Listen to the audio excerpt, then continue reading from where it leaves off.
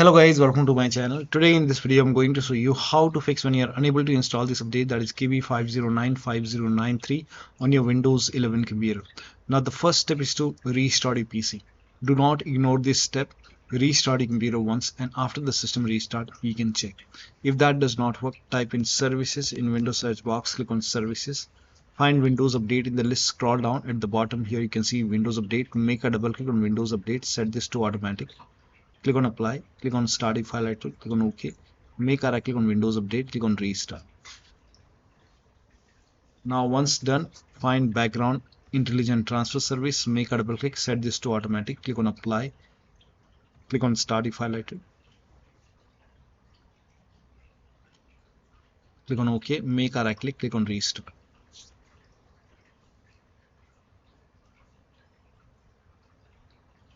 Now find app readiness, make a double click, again set this to automatic, click on apply, click on start a file item, click on OK, make a right click and then click on restart. Now once done, you can go back to Windows Update and then you can try to install the update and then check. Still not working, go to Windows Update. Here you can see pause option, hit pause over here.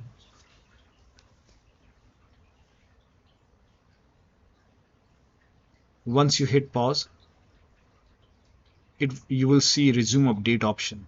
So click on resume updates and then you can try to install the update and then check. Still not working. The next step is to use Microsoft Update Catalog. Open this link in a browser. It will take you to Microsoft website. The link is provided in the video description. Over here you can write down the name of the update, that is KB509 and then it's 5093. Once you write down the name of the update over here, click on search and then check your Windows version. So type in WINVER in Windows search box, click on WinVer run command. In my case, check your version. In my case, it's version 25H2. So check your Windows version. And once you check your Windows version, open Windows settings, go to system and then scroll down, go to about option. Now over here you can check your system type. For me it's 64-bit operating system. So check your system type, and for me it's Windows 11 version 25H2 x64 base system. Now if you have Windows 11 version 24H2 x64, then this is the right one for you. For me this is the right one. Now click on download, and once the download is complete, you can once you click on download, it will open this screen. Now click on KB5095093 and let the download complete. Once the download is complete, you can click on this file, follow the on-screen instruction. You can install this update manually, and then you can, once it is done, you have to restart your PC and then you can check.